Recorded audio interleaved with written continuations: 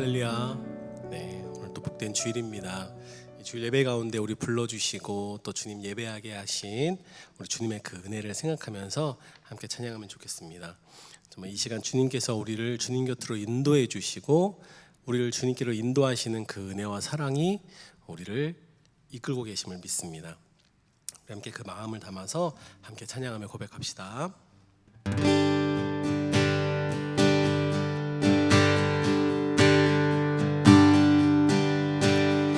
주께 가까이 날 이끄소서. 저리 주님만을 원합니다. 채워주소서. 주의 사랑을 진정한 찬양 드릴 수 있도록 주께 가까이 날 이끄소서. 간절히 주님만을 원합니다. 채워주소서. 주의 사랑을 진정한 찬양 드릴 수 있도록 마른 나의 영혼 주를 부르니 나의 맘 만져 주소서.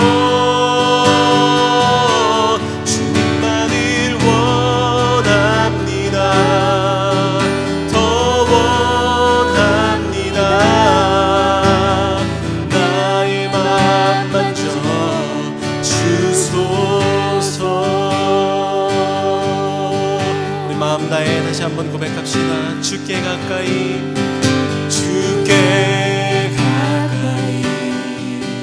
날 이끄소서.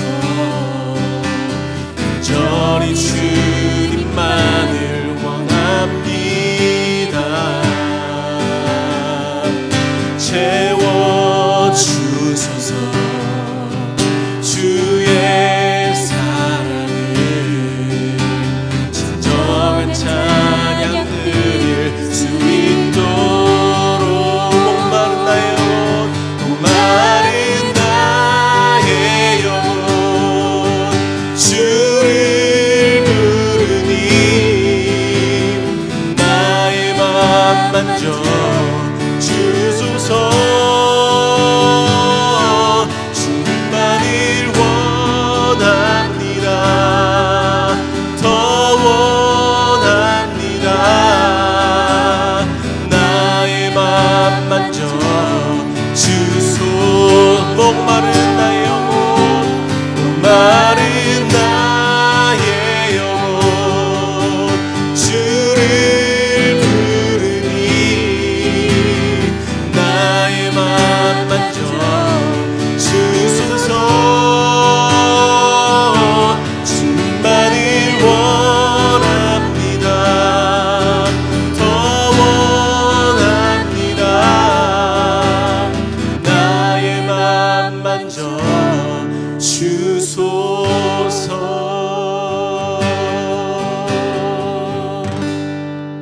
아멘. 그 은혜로 함께 하시는 주님이 예배 가운데 우리와 함께 하시고 우리 마음 만져주시고 우리를 그 사랑으로 더욱더 충만하게 하실 것을 믿습니다. 그런 주님께 우리 다 같이 사도신경으로 우리의 신앙을 고백하겠습니다. 전능하사 천지를 만드신 하나님 아버지를 내가 믿사오며 그 외아들 우리 주 예수 그리스도를 믿사오니 이는 성령으로 잉태하사 동정녀 마리아에게 낳으시고 본디오 빌라도에게 고난을 받으사 십자가에 못 박혀 죽으시고 장사한 지 사흘 만에 죽은 자 가운데서 다시 살아나시며 하늘에 오르사 전능하신 하나님 우편에 앉아 계시다가 저리로서 산자와 죽은 자를 심판하러 오시리라. 성령을 믿사오며 거룩한 공회와 성도가 서로 교통하는 것과 죄를 사여 주시는 것과 몸이 다시 사는 것과 영원히 사는 것을 믿사옵나이다. 아멘. 아멘. 우리가 이렇게 믿고 고백하는 주님이 우리의 힘 되시고 우리의 인도자 되시고 우리의 주인 되심을 믿습니다. 그런 믿음으로 같이 찬양합시다.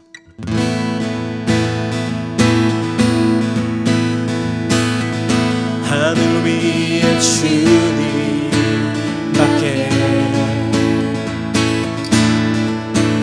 내가 사모할 자 이 세상에 없네.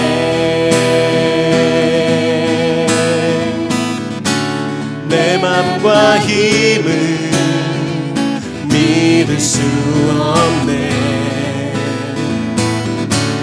오직 한 가지 그 진리를 믿네. 주는 나의 힘이요, 주는 나의 힘이요, 주는 나의 힘이요. 영원히 주를 의지하리. 주는 나의 힘이요, 주는 나의 힘이요, 주는 나의 힘이요. 영원히 주를 의지하. 영원히 다시 한번 찬양합시다. 하늘 위에 주님밖에, 하늘 위에 주님밖에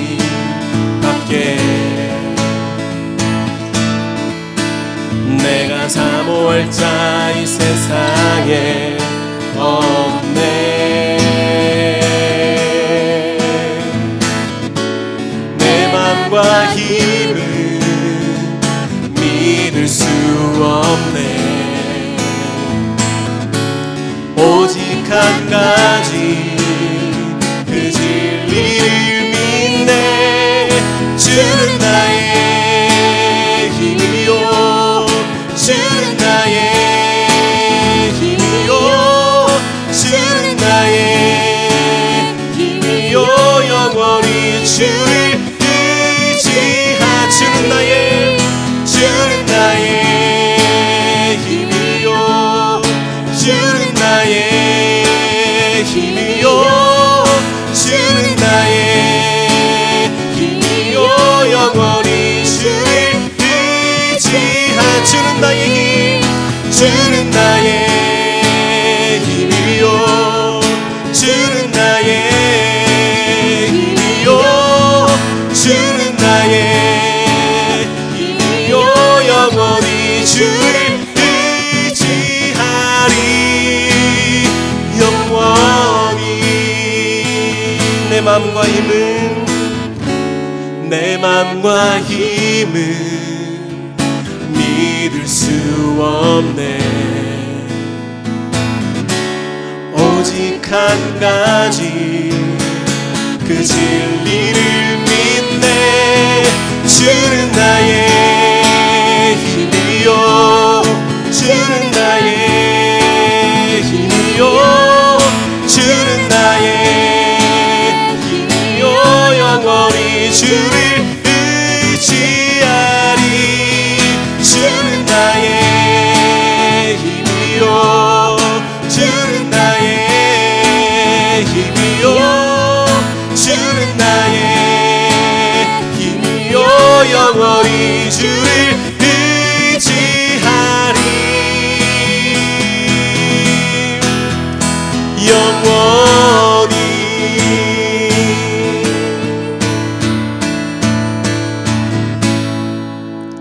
아멘. 우리 주님만이 우리가 의지할 분이시고 우리의 힘 되시는 분이신 줄로 믿습니다. 아멘. 우리 주님은 한 번도 내 삶에서 내 하나님이 아니신 적이 없고 언제나 나를 그 자리에서 지켜보시고 인도하고 계십니다. 우리가 어떤 상황과 환경 가운데서도 변함없이 나를 인도하시고 이끄시는 주님의 그 은혜를 바라보기를 원합니다. 우리 그런 마음으로 같이 찬양하겠습니다.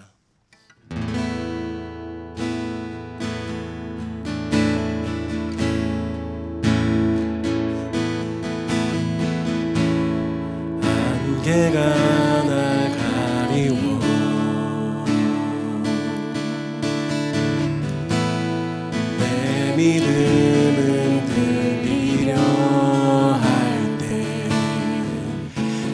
주님께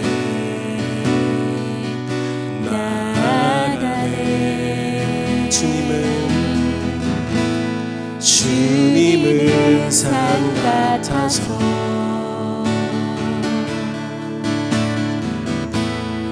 여전히 그 자리에 계셔. 눈을 들면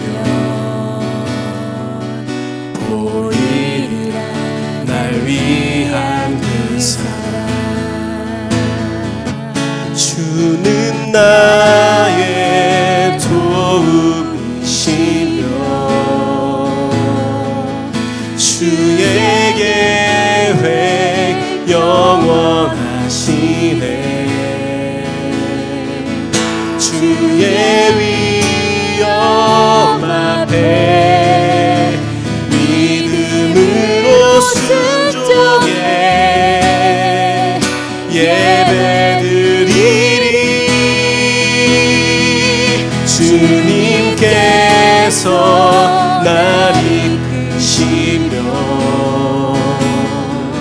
주가 항상 함께 하시네. 주의 사랑 안에 믿음으로 순종해 예배드리리 영원히. 다시 한번 진행합시다. 안개가 날 가리워 안개가 날 가리워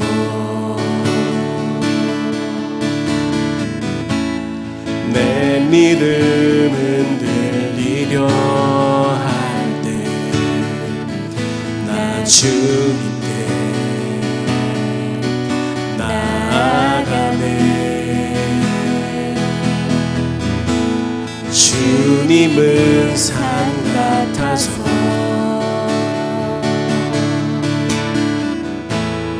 여전히 그 자리에 계셔. 눈을 들면 보이리라 날 위한 그 사랑. 주는 나의 도움이시며 주의 계획 영원하시네.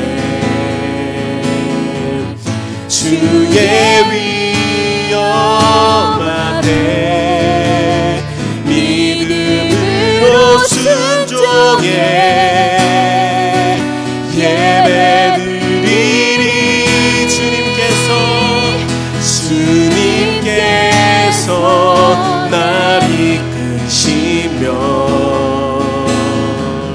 주가 항상 함께 하시네.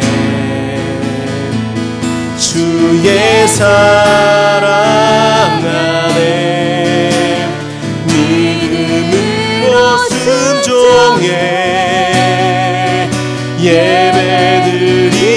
주는 나의 도움이시며 주는 나의 도움이시며 주의 계획 영원하시네. 주의 위엄 앞에 믿음으로 순종해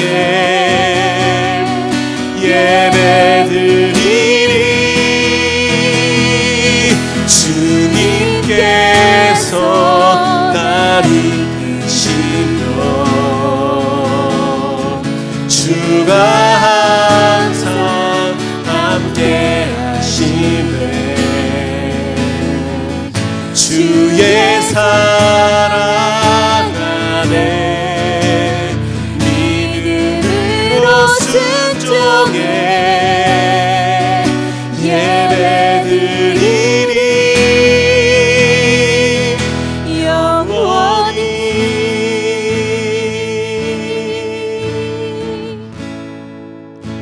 이 시간 이 찬양의 고백을 기억하면서 또 우리가 말씀을 기억하면서 같이 잠시 기도합시다.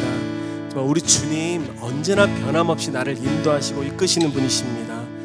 비록 내 삶에 안개가 가리워진 것처럼 내 상황과 환경이 어려울 때도 있지만 그때 주님이 나를 떠나시고 나를 버리신 것이 아니라 언제나 나와 함께 하시며 나와 인도하시는 분이라는 것을 기억하며 이 시간 주님, 내가 그 주님을 의지하며 주님께 예배하며 나아갑니다. 주님 예배 가운데 함께하여 주십시오. 같이 예배를 위해서 잠시 같이 기도하겠습니다. 주님, 언제나 변함없이 나의 삶을 인도하시는 주님, 주님께서 이 시간 나를 주님 곁으로 또 주님 앞으로 예배할 수 있도록 인도하셨음을 믿습니다.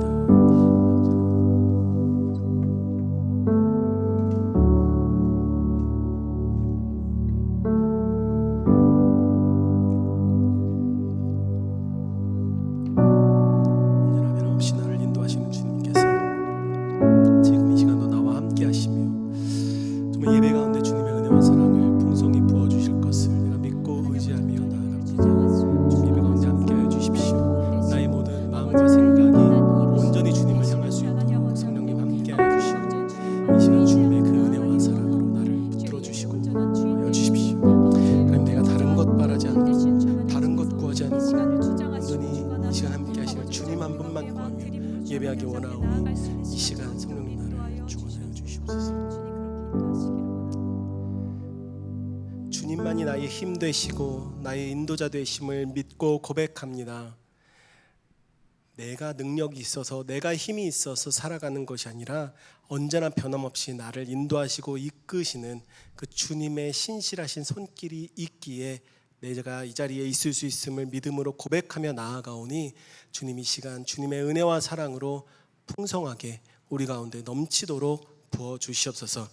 이 시간 말씀을 통하여 우리에게 주시는 그 메시지를 우리가 기억하고 마음에 새기고 흔들림 없이 이 세상 승리하며 살아갈 수 있는 우리 될 수 있도록 말씀 가운데 역사하여 주십시오. 함께 하실 것을 믿사오며 예수님의 이름으로 기도합니다. 아멘. 아멘. 우리 함께 말씀 나누도록 하겠습니다. 우리 오늘 함께 나눌 말씀은 로마서 4장 18절부터 25절까지 말씀입니다. 저랑 한 절씩 교독하시면서 우리 말씀 보도록 하겠습니다. 제가 먼저 18절 읽도록 하겠습니다. 아브라함은 희망이 사라진 때에도 바라면서 믿었으므로 너의 자손이 이와 같이 많아질 것이다 하신 말씀대로 많은 민족의 조상이 되었습니다. 그는 나이가 100세가 되어서 자기 몸이 이미 죽은 것이나 다름없고 또한 사라의 태도 죽은 것이나 다름없을 줄 알면서도 그는 믿음이 약해지지 않았습니다. 그는 하나님의 약속을 믿고 의심하지 않았습니다. 오히려 그는 믿음이 굳세어져서 하나님께 영광을 돌렸습니다. 그는 하나님께서 스스로 약속하신 바를 능히 이루실 것이라고 확신하였습니다. 그래서 하나님께서는 이것을 보시고 그를 의롭다고 여겨주셨습니다. 그가 의롭다는 인정을 받았다 하는 말은 아브라함만을 위하여 기록된 것이 아니라 하나님께서 의롭다고 여겨주실 우리, 곧 우리 주 예수를 죽은 사람들 가운데서 살리신 분을 믿는 우리까지도 위한 것입니다. 예수는 우리의 범죄 때문에 죽임을 당하셨고 우리를 의롭게 하시려고 살아나셨습니다. 아멘. 아멘. 우리 하나님의 선하심을 오해하지 말고 바르게 믿자. 우리 하나님을 알아가자라는 주제로 말씀 나누고 있습니다. 오늘 제목은 하나님을 영화롭게 하는 믿음이라는 말씀으로 우리 함께 나누도록 하겠습니다. 그 어느 한 목사님이 그 책에 그 목사님의 이야기를 쓰신 것을 본 적이 있는데요. 그 목사님이 외국에서 선교를 하실 때 있었던 일이라고 해요.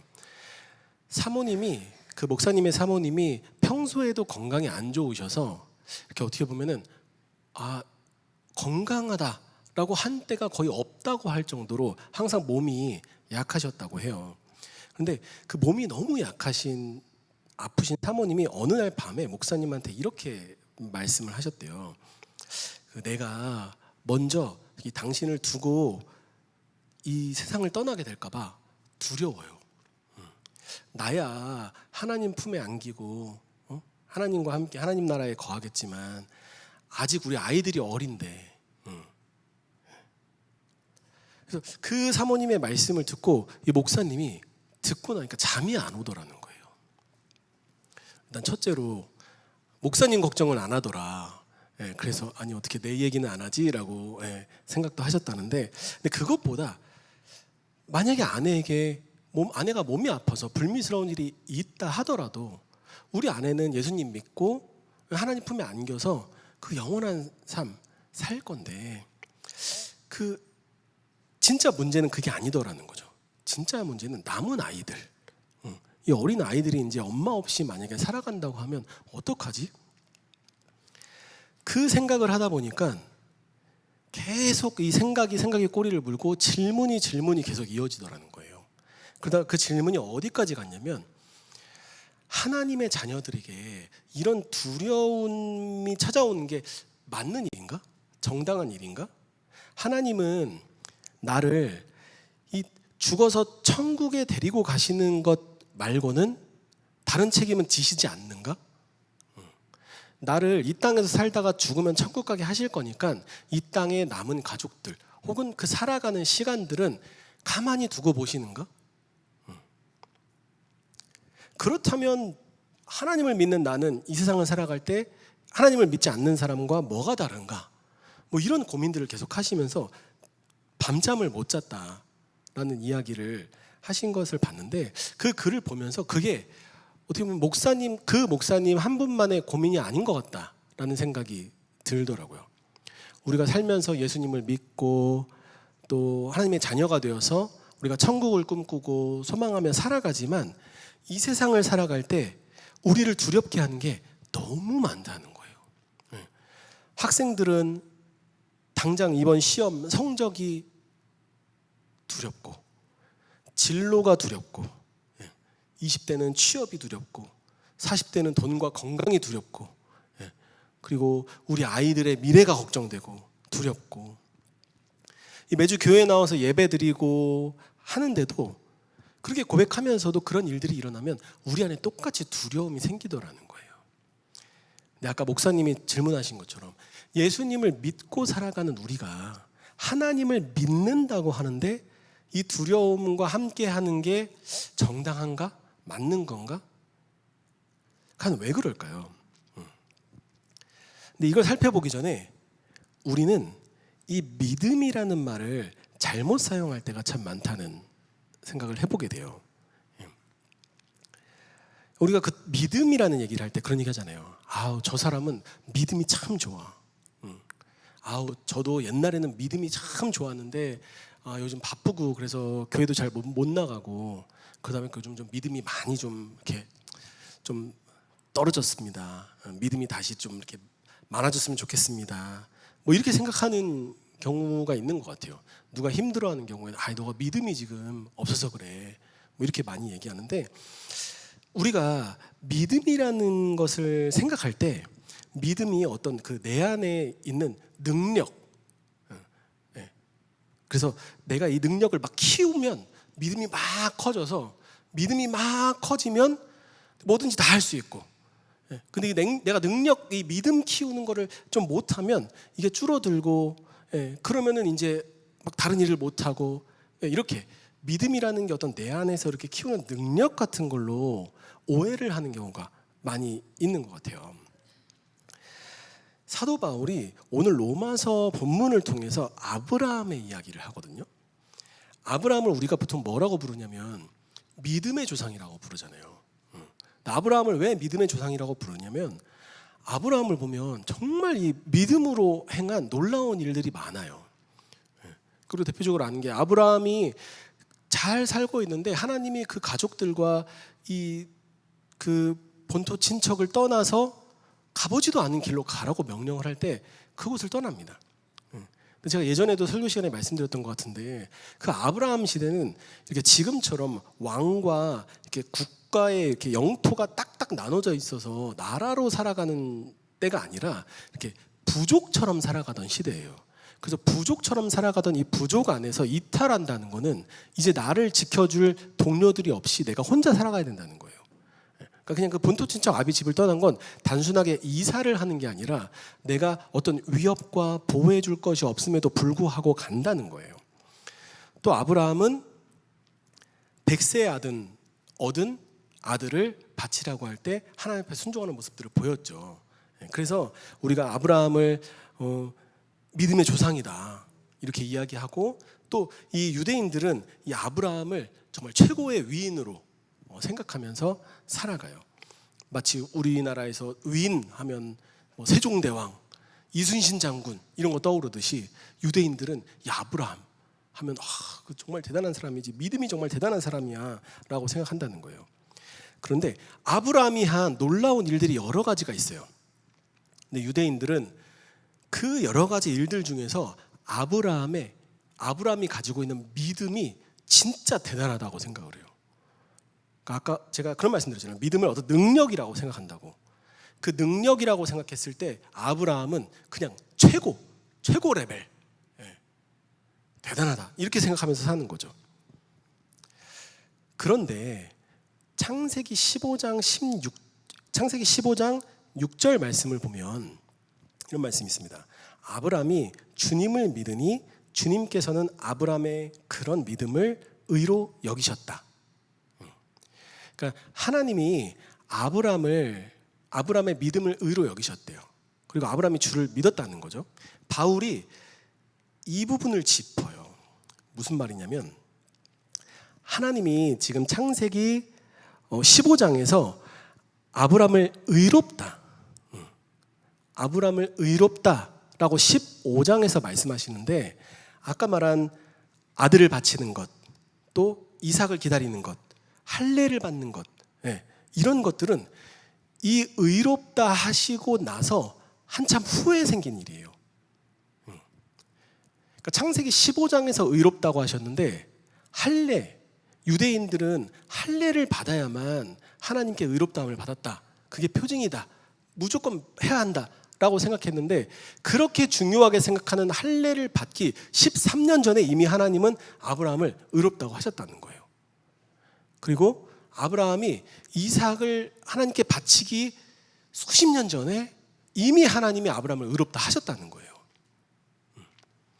그러니까 우리들은 아브라함이 한 행위들, 그런 것들을 보면서 아브라함이 믿음의 조상이다라고 하지만, 하나님은 아브라함이 우리에게 높이 평가받는 그 행동들을 하기 이전에 이미 아브라함을 의롭다고 하셨다는 거예요. 이걸 보면 우리는 중요한 걸 알 수 있어요. 믿음은 구원의 원인이 아니라는 거죠. 믿음은 구원의 원인이 아니라 구원의 통로라는 거예요. 그러니까 우리는 내가 믿음이 좋아서 구원받았다고 생각해요. 믿음이 좋으면 구원을 받고 믿음을 좋지 않으면 구원받지 못한다고 생각한다는 거죠. 하지만 믿음은 통로라는 거예요. 우리가 이 화장실에 가서 세면대에서 물을 쫙 틀면 물이 세면대에서 수도꼭지에서 물이 쫙 나옵니다. 근데 이 물이, 이 수도꼭지가 어디에 연결되어 있냐면 수도관에 연결이 되어 있어요. 그런데 이 수도관은 어디에 연결되어 있느냐? 물이 가득 차 있는 저 저수지와 연결이 되어 있는 거예요. 내가 지금 틀어서 쓰는 이 물은 저 저수지에서 오는 물이에요. 이 수도관은 통로일 뿐이라는 거죠. 그런데 제가 저 교회 1층 화장실에 가서 수도꼭지를 딱 틀고 물이 막 나오는데 역시 수도관에 물이 가득하니까 너무 좋아. 수도관이 역시 최고야. 수도관을 많이 해야 돼. 뭐 이렇게 생각한다면 이제 누가 와서 이렇게 얘기해 주겠죠. 목사님, 그건 수도관은 그냥 연결된 거일 뿐이에요. 진짜 물은 저수지에서 나옵니다. 그러니까 우리가 믿음이라는 게 중요하지 않은 것이 아니라 믿음 자체가 나를 구원하고, 믿음이라는 게 막 더 크고 작고 중요하고 이렇게 오해를 하면 마치 내가 지금 받고 있는 이 물이 이 수도관에서 나오고 있는 거다라고 착각하는 것과 같다는 거예요. 우리는 저 사람이 믿음이 좋아서 복을 받았다고 생각하고, 저 사람은 믿음이 없어서 지금 일이 잘 안 되고 있어, 이렇게 생각하지만 하나님은 우리를 그렇게 보시지 않는다는 거예요. 일하는 사람들은 월급을 받죠. 우리가 하나님께 받은 이 복, 하나님이 우리를 구원하시고 자녀 삼아 주신 그 은혜를 생각할 때 우리가 하나님께 마치 그 내가 일한 봉급, 일한 삭슬 받는 것처럼 생각할 때가 많이 있어요. 무슨 말이냐면, 내가 믿음의 행위를 많이 해야 하나님이 나를 구원하시고, 내 믿음이 커야 하나님이 나를 구원해 주시고, 내가 믿음을 더 키워야 하나님이 나를 복 주셔서 잘 살고, 내가 한 거에 대한 보상으로 하나님의 은혜와 복을 생각하게 된다는 거예요. 이건 마치 하나님이 주시는 은혜를 봉급처럼, 내가 당연히 받아야 하는 삭처럼 여긴다는 거예요. 하지만 하나님은 우리에게 뭐라고 말씀하시냐면, 하나님이 우리에게 주시는 것은 은혜다, 선물이다라고 말씀하세요. 이 수도관이 막 너무 좋아서 물이 오는 게 아니라 저수지에 물이 충분하기 때문에, 그리고 그 저수지에서 내 수도꼭지까지 이 수도관이 연결되어 있잖아요. 이건 뭐냐면, 저 저수지에서 우리 수도꼭지 있는 곳까지 물을 주겠다, 물을 공급하겠다라는 의지거든요. 그러니까 그 의지가 있기 때문에 물이 오는 거지, 얘가 이 수도관이 잘해서 그게 가능한 게 아니라는 거예요. 그래서 우리가 하나님께 받을 때, 이 은혜는 내 믿음이 커서 받은 게 아니라 하나님이 나에게 선물로 주신 거다라는 것을 기억하는 게 중요해요. 그래서 우리가 하나님께 두 손을 벌려 주님 앞에 손을 벌려 주님 앞에 나아가는데, 우리가 하나님께 나아갈 때, 하나님, 제가 이렇게 믿음의 행위들 열심히 했으니까 저에게 그거에 합당한 것을 주세요 라고 이렇게 받으려고 내미는 게 아니라, 하나님, 저는 아무것도 없습니다. 저는 하나님께 가져올 게 아무것도 없습니다. 그냥 이 빈손 들고 나아옵니다. 하나님의 은혜를 채워주십시오 라는 마음으로 그렇게 주님께 나아가야 된다는 거예요. 어떤 주석가가 그런 이야기를 해요. 우리는 긍휼로서의 구원보다 임금, 일을 한 비용으로서의 구원을 더 원한다. 그러니까 사람들은 공짜를 원하지 않는다는 거예요. 하나님께서 값없이 주시겠다고 하는데도, 아니에요, 제가 할게요, 제가 믿음의 행위 할게요, 제가 구원 받을 만한 합당한 일을 할게요, 하나님은 그거 보시고 합당하게 주세요 라고 이야기한다는 거죠. 이건 마치 그런 거예요. 어떤 학생이 너무 영특해, 영재예요. 그래서 이 영재 학생이 공부 정말 누가 지원만 해주면 너무 공부를 잘해서 훌륭한 사람이 될 거야. 근데 돈이 없어서 공부를 못하는 거예요. 그래서 어떤 이 후원자가, 내가 너를 후원할게, 앞으로 너가 공부하는 동안 내가 모든 학비를 지원할 테니 너는 공부만 해 라고 이야기를 하는 거죠. 그런데 이 애가 그 말을 안 듣고 하루에 아르바이트를 3탕씩 뛰면서 자기 학비를 버는 거예요. 너 왜 그러니? 그러면 어떻게 이걸 공짜로 받습니까? 값을 치러야지. 그리고 그분이 만약에 그러다가 갑자기 학비 안 주시면 어떡합니까? 그래서 저는 제가 제 힘으로 해보려고 합니다. 만약에 그 얘기를 그 후원자가 듣는다면, 얘가 그 정도로 나를 생각하는구나 라고 생각하지 않을 것 같아요. 오히려 화가 날 것 같아요. 아니, 내가 너를 긍휼히 여기고 너를 잘하기 위해서 내가 하겠다는데 네가 그걸 거부하고 하루 종일 일을 한다고? 그래, 내가 끊겠어 이러고 끊지 않을까요? 우리가 마치 하나님께 그렇게 나아간다는 거예요. 하나님이 그냥 와라 라고 말씀하시는데, 하나님, 어떻게 하나님 앞에 그냥 내가 은혜 받으러 갑니까? 믿음의 행위를 해야죠. 내가 헌금도 많이 해야 되고, 교회에서 봉사도 많이 해야 되고, 하루에 기도도 좀 정해지는 시간만큼은 채워야, 그래야 하나님이 구원받은 사람답게 살아가는 거지. 이분은 선하시기 때문에 나를 절대 망하게 하지 않는다. 나를 죽음의 자리에 두지 않는다. 나는 어디로 갈지 모르지만 이 길이 나에게 가장 좋은 길인 이유는 우리 하나님이 선하신 분이기 때문에 그렇다. 그것을 믿고 그대로 인정했다는 거예요. 우리 하나님은 약속하셨고 그 약속을 능히 이루실 분이다 라는 걸 믿었다는 거죠. 그게 21절에 나옵니다. 21절에 보면 그는 하나님께서 스스로 약속하신 바를 능히 이루실 것이라고 확신하였습니다. 그러니까 아브라함이 하나님을 믿었고 그 믿음으로 하나님께 영광을 돌렸는데 무엇을 믿었느냐? 하나님께서 약속하신 바를 능히 이루시는 선하신 하나님이라는 것을 믿었다는 거예요. 성경은 아브라함이 하나님을 온전히 믿은 것, 하나님을 오해하지 않고 있는 그대로 인정하고 믿은 것을 하나님께 영광 돌렸다고 이야기를 하고 있어요. 이것이 오늘의 핵심입니다. 하나님을 믿는 것 자체가 하나님을 영화롭게 하는 최고의 방법이라는 거예요. 아까 그 후원받은 학생에 대한 이야기를 말씀드린 것이 그 이야기와 같은 거예요. 후원받는 학생이 나를 후원해 준 분에게 가장 크게 영광을 돌리는 건 이분이 나에게 놀라운 사랑을 베푸셨다. 그리고 내가 앞으로 공부하면서 자라갈 길을 이분이 후원하고 도와주실 거다 라는 것을 믿는 거예요.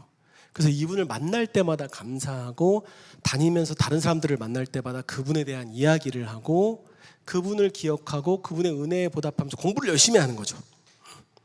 그것을 하나님이 영광이라고 하신다는 거예요. 그렇다면 하나님을 못 믿는 건 뭘까요? 하나님을 믿는 것이 하나님의 선하심을 아는 거라면 하나님을 못 믿는다는 건 뭐냐면 하나님이 나를 책임져 주시지 않을 것 같다라고 생각하는 거예요. 혹은 내 인생을 하나님이 아닌 다른 것이 책임져 줄 거다라고 생각하는 게 하나님을 못 믿는 거예요. 우리가 그 지난 설교에서 아담과 하와를 유혹한 에덴 동산에서의 뱀의 이야기를 했잖아요. 근데 뱀이 하와를 유혹한 것을 이렇게 가만히 살펴보면 무엇이냐면 그 속뜻이 뭐냐면 하나님은 진짜 좋은 걸 가지고 있으면서도 너희에게 숨기고 있는 분이야.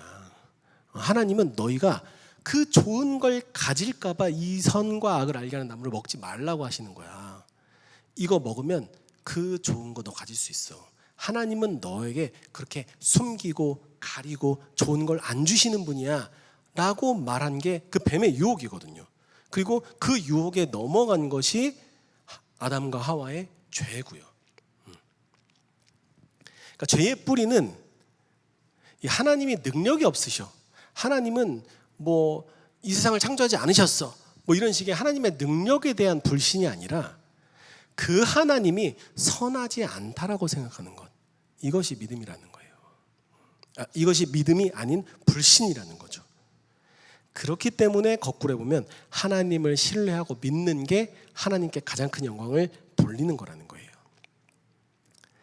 19절 말씀을 보면 그는 나이가 100세가 되어서 자기 몸이 이미 죽은 것이나 다름없고 또한 사라의 태도 죽은 것과 다름없는 줄을 알면서도 그는 믿음이 약해지지 않았습니다 라고 말하고 있습니다.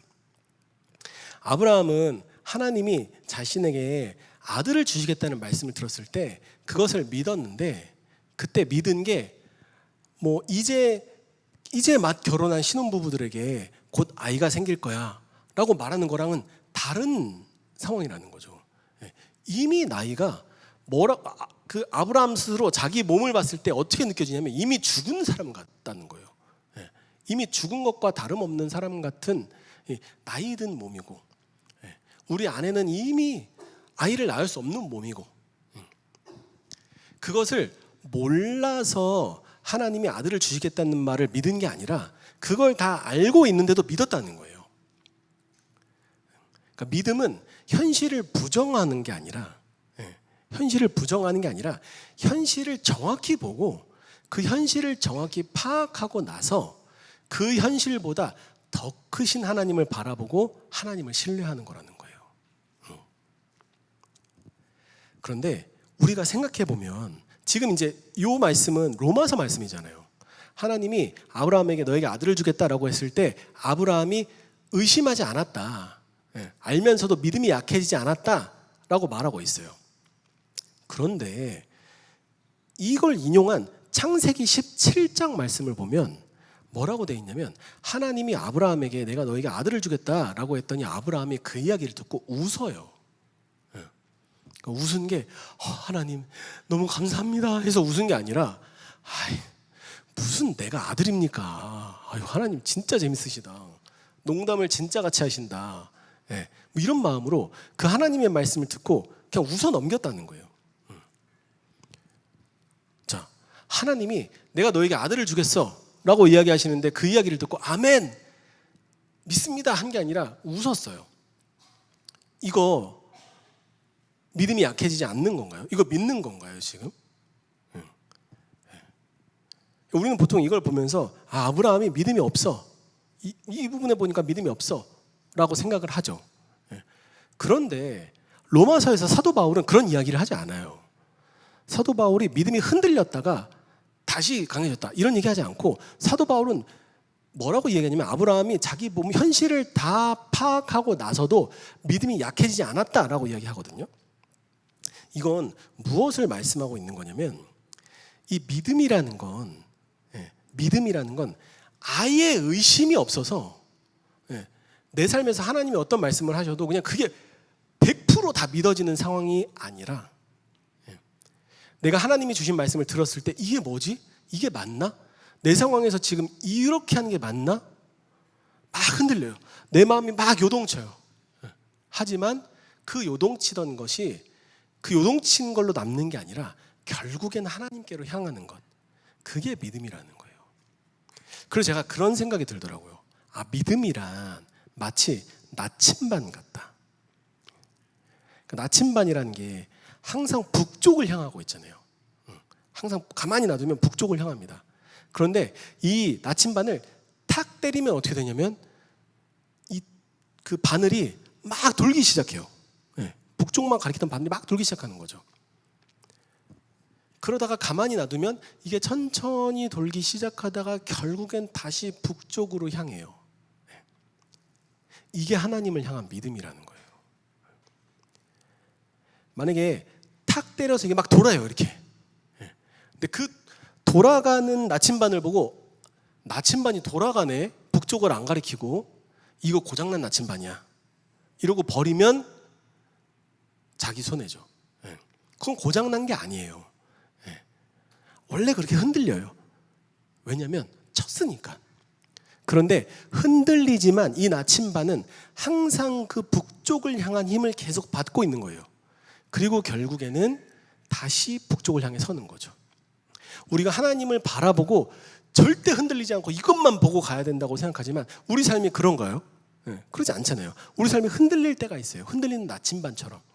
하지만 지금 아브라함도 그런 거예요. 아들을 주시겠다는 하나님의 말씀을 듣고 자신의 믿음이 흔들리는 거예요. 하지만 그 흔들리던 믿음이 어떻게 되었느냐? 결국엔 다시 하나님께 향했고 하나님이 그것을 보고 믿음이 약해졌다 강해졌다라고 이야기하지 않고 믿음이 약해지지 않았다라고 이야기를 한다는 거예요. 그러니까 우리는 이 믿음이라는 거는 하나님께 완전히 고정돼서 아무것도 보지 않고 그냥 가는 게 아니라 항상 이 하나님을 향한 방향성, 결국에는 하나님께로 돌아오는 그 방향성, 그것을 믿음이라고 생각하신다는 거예요. 만약에 나침반이 있는데 나침반 바늘이 북쪽을 향하고 있어요. 그런데 쳐도 북쪽을 향하고 있어. 잡고 흔들어도 북쪽을 향하고 있어. 막 돌리려고 해도 북쪽을 향하고 있어. 그게 고장난 나침반이에요. 그게 고장난 나침반이죠. 쳤을 때는 흔들리는 게 맞는데 다시 돌아와야 된다는 거죠. 아브라함은 그랬다는 거예요. 하나님이 아브라함에게 아들을 주시겠다고 했을 때 웃었죠. 또 아브라함에 무슨 일이 있었냐면 그 약속을 받고 25년을 기다려서 이삭을 아들로 받는데 그걸 기다리지 못하고 이스마엘을 낳습니다. 그래서 하나님이 이스마엘을 낳은 후에 죄송합니다. 이스마엘을 낳기 전에 이미 그냥 하나님이 나에게 아들을 주시겠다는 걸 믿지 못하고 자기네 집에 있는 그 종을 제 아들로 삼겠습니다라고 하나님께 말해요. 근데 하나님이 아니야, 난 너에게 아들을 줄 거야 라고 다시 말씀하세요. 그리고 나서 아들이 생기지 않으니까 이스마엘을 낳습니다. 그런데 하나님의 뜻은 그게 아니었어요. 하나님의 뜻은 정말로 아들을 주시는 것이었고 25년의 시간이 지난 후에 진짜 아들을 받게 되는 거죠. 하나님은 그것을 보고 믿음이 흔들리지 않았다라고 얘기를 해요. 우리도 삶을 살다 보면 수없이 많은 이스마엘을 낳습니다. 하나님이 약속하신 것, 하나님이 말씀하신 것 듣고 맞습니다 하나님, 맞습니다 하나님, 그렇게 응답해 주실 줄로 믿습니다. 그런데 하루 기다리고 이틀 기다리고 3일 기다리고 일주일 기다리고 25일도 못 기다린다는 거죠. 그러다가 그 안에서 내가 못 기다리고 내 힘과 내 의지대로 수많은 이스마엘을 낳으면서 살아가요. 그 이스마엘을 낳은 이스마엘 때문에 얼마나 큰 내가 어려움과 고난을 당합니까? 그런데 하나님은 그걸 보고 너가 믿음이 없어라고 얘기하는 게 아니라 계속 이스마엘 낳으면서 평생 사는 게 믿음이 없는 거라고 말씀하시는 거예요. 낳은 이스마엘 가지고서 낙심하는 게 아니라 다시 하나님께 돌아와서 하나님의 약속을 신뢰하는 거, 그게 믿음이라는 거죠. 이 우리의 이스마엘은 내가 하나님의 뜻을 기다리지 못하고 서둘러서 결정한 학교, 직장, 사람들, 관계 여러 가지가 있을 것 같아요. 하지만 믿음이라는 것은 그것들이 있냐 없냐의 문제가 아니라 그것들이 있다 하더라도 그것을 깨닫고 다시 한번 하나님께 내 안에서 일하실 공간을 내어드리는 거예요. 하나님, 제가 일하려다가 이스마엘을 낳았습니다. 하나님, 그런데 이제 다시 내 공간을 내어드리니 하나님, 나의 삶 가운데 하나님의 약속대로 이삭을 주시옵소서. 그리고 그것을 기다리는 것이 믿음이라는 거죠. 하나님의 그 선하심을 믿는 그 증거는 오직 복음입니다. 제가 지난주, 지지난주 계속 말씀을 통해서 똑같은 말씀을 드리고 있어요. 우리는 이 하나님의 선하심, 하나님의 뜻을 어떤 주어진 것, 내가 이룬 것, 이런 것들을 통해서 점수 매기듯이 하나님께 나아가는 거예요. 그런데 만약에 어떤 사람에게 이런 일이 있다고 생각해 봐요. 어떤 사람이 너무 합격하고 싶은 시험이 있었어. 그래서 그 시험에 합격했어요. 그럼 이 사람이 이렇게 고백하겠죠. 하나님 정말 선하신 분입니다. 하나님 저 이렇게 선하시게 행하셔서 제 이 시험을 통과하게 해주시다니요. 역시 우리 선하신 하나님입니다. 그리고 나서 다음날 병원 가서 종합검진을 했는데 내 이 위에 뭐가 있대요. 그래서 조직검사를 해야 된대요. 그러면 하나님은 어찌 이리 선하시지 않으신 분이십니까? 저에게 어떻게 이런 고난을 주실 수 있습니까? 하나님이 그런 분인가요? 하나님이 어제는 되게 선하셨는데 오늘은 고난 주시고 이런 분인가요? 그렇지 않다라는 거예요. 우리가 그렇게 하나님의 선하심을 생각하니까 삶이 흔들리고 불안하고 두려운 거예요. 그 기준을 너무나 불안하고 불안전하고 나약한 나에게 맞추고 있으니까 그게 너무 흔들린다는 거죠. 근데 성경은 뭐라고 이야기하냐면 이 사도 바울이 아브라함의 믿음에 대한 이야기를 하면서 무슨 이야기를 한 것이냐? 아브라함이 한 행위가 하나님 앞에 의가 되었던 게 아니라 하나님을 믿는 것. 근데 무엇을 믿느냐? 약속하신 걸 그대로 능히 행하실 선하신 하나님을 믿는 것이 의였다. 그것이 믿음이다 라고 아브라함을 통해서 이야기를 한 후에 23절, 24절을 통해서 우리에게 뭐라고 이야기하냐면 그 이야기, 아브라함의 믿음의 이야기는 그냥 그 옛날 이야기가 아니라 우리 이야기라는 거예요. 예수님을 믿고 살아가는 나와 여러분, 우리의 이야기가 그거라는 거예요. 이 본문에서 17장을 보면 이 하나님을 뭐라고 설명하냐면 죽은 사람을 살리신다라고 이야기해요. 그리고 19절에서는 아브라함이 자기의 몸을 보고 어떻게 생각했다고 하냐면 죽은 것이나 다름없다라고 해요. 그런데 24절에서 뭐라고 말씀하시냐면 죽은 사람들 가운데서 살리신 분이 하나님이라고 해요. 이건 사도 바울은 이렇게 언어를 이용해서 이렇게 많이 이렇게 표현을 하거든요. 그러니까 하나님이 어떤 분이시냐? 죽은 사람들 가운데서 살리시는 분이다. 아브라함을 봐라. 아브라함은 죽은 사람 같았어. 그런데 그 죽은 사람 가운데서 생명이 태어났어. 자, 죽은 사람이 생명을 낳는 것, 죽은 사람이 생명이 되는 것은 부활을 얘기하는 거예요. 그러니까 이것을 통해서 부활을 암시한 후에 우리에게 뭐라고 이야기하시냐면 그 아브라함은 그렇게 죽은 것 같은 가운데서 생명을 품으면서 죽은 사람들 가운데 살리시는 은혜의 하나님을 경험했는데 우리는 어떠하냐? 죽은 사람들 가운데서 예수 그리스도를 살리신 분. 그래서 예수 그리스도께서 나를 위해서 이 땅에 오셔서 죽으시고 그 무덤에 머물러 계신 게 아니라 이제 부활하신 분, 살아나신 분, 생명이 되신 분.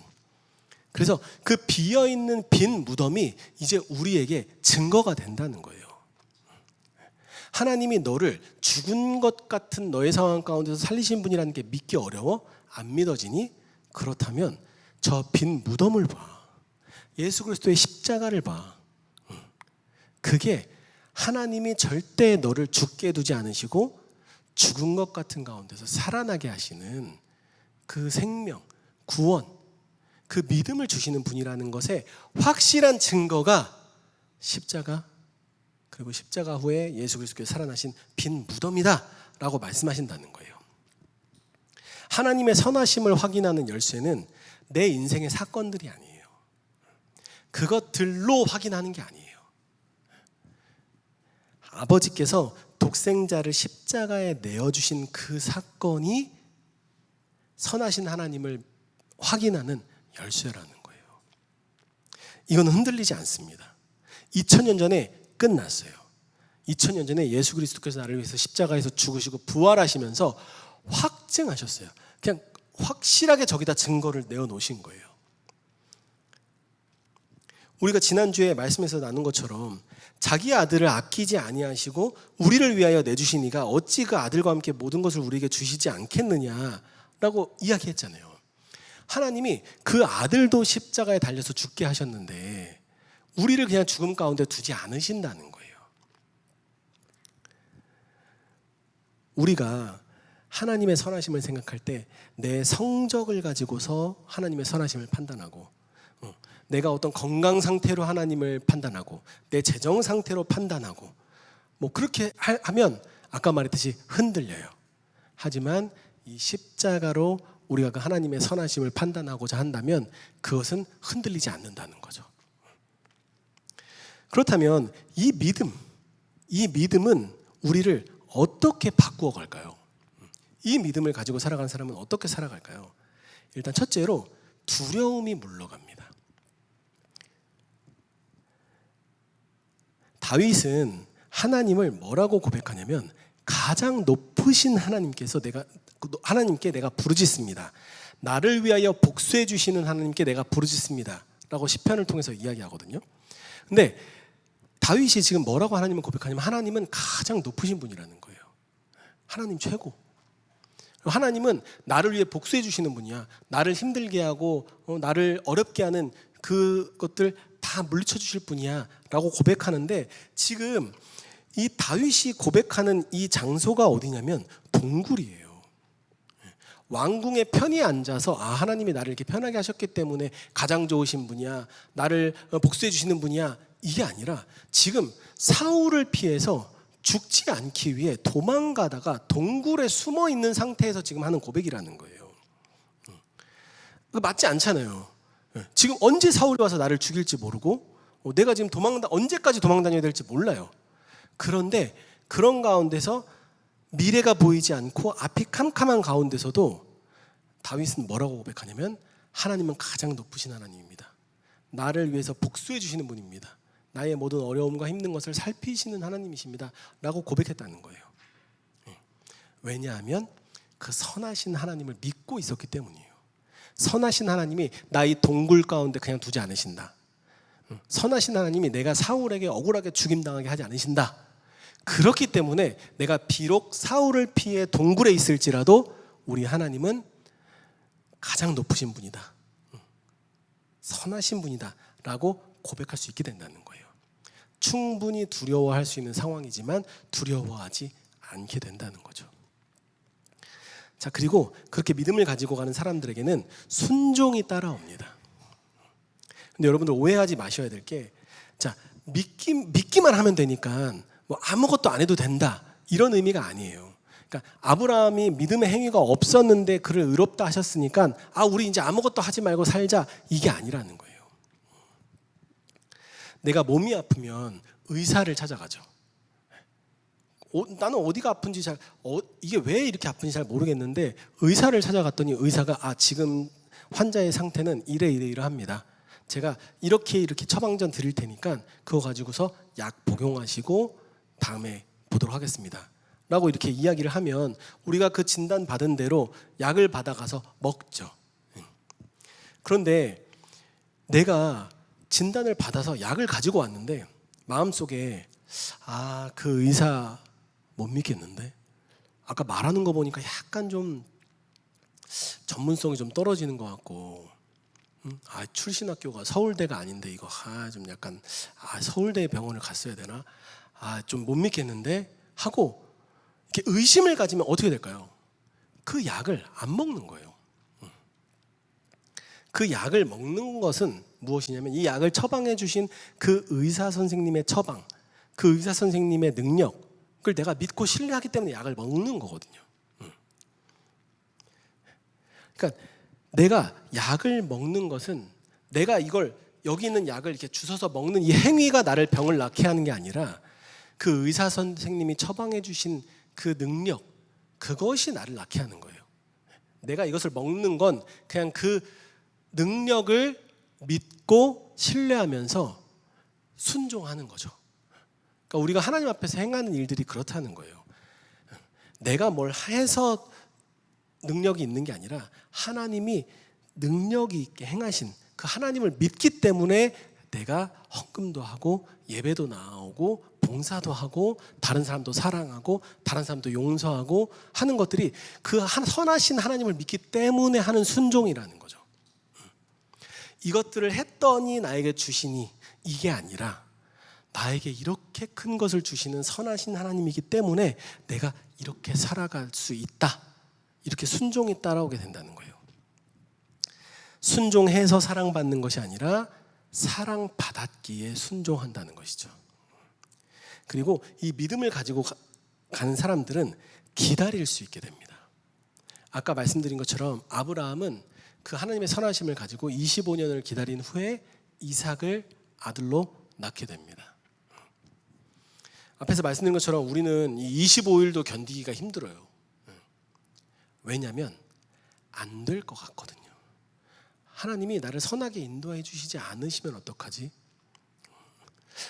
노골적으로 이렇게 생각은 안 하더라도 나에게 있던 어떤 문제가 있으면 하나님께 기도해요. 하나님 이거 해결해 주세요 라고 해놓고 그 문제를 마주하고 나서는 절대 해결이 안 될 것처럼 우리가 그걸 바라본다는 거죠. 이게 기다리지 못하는 거예요. 하나님을 믿으면 하나님께서 이 일들을 행하실 거라는 것을 믿고 내가 할 일들을 믿음으로 하는 것, 그것이 이 믿는 사람들이에요. 인내는 믿음의 증명서가 아니에요. 그러니까 인내하면 믿은 거야, 이게 아니라 인내는 믿음의 성질이에요. 나는 믿는데 못 기다리겠어, 이건 나는 더운데 추워, 뭐 이런 거 같은 거예요. 믿으면 기다리죠. 믿으면 기다릴 수 있어요. 믿지 못하니까 못 기다리는 거예요. 그 신뢰하는 사람은 기다릴 수 있게 된다는 거예요. 그래서 우리에게 가장 중요한 것은 그 선하신 하나님을 아는 것, 하나님을 믿는 것, 그리고 그 선하신 하나님이 나를 인도하시고 나를 의롭다 하신다는 것, 그것을 우리가 신뢰하고 믿고 살아가는 거예요. 우리가 전에 살펴본 것처럼 호세아 6장에 보면 이스라엘 백성이 근사한 고백을 합니다. 우리가 여호와를 알자, 힘써 여호와를 알자. 그런데 하나님의 대답은 무엇이냐? 너희의 인애가 아침 구름이나 쉬 없어지는 이슬 같다. 너희가 지금 내 앞에서 그렇게 이야기하지만 너희들이 그 참아내는 것, 너희들이 그 기다리는 그 기다림은 마치 아침 구름이나 쉬 없어지는 이슬 같다. 금방 없어져 버리는구나 라고 말씀하신다는 거예요. 우리가 예배당에 나와서 하나님 찬양합니다. 하나님께 영광 돌립니다.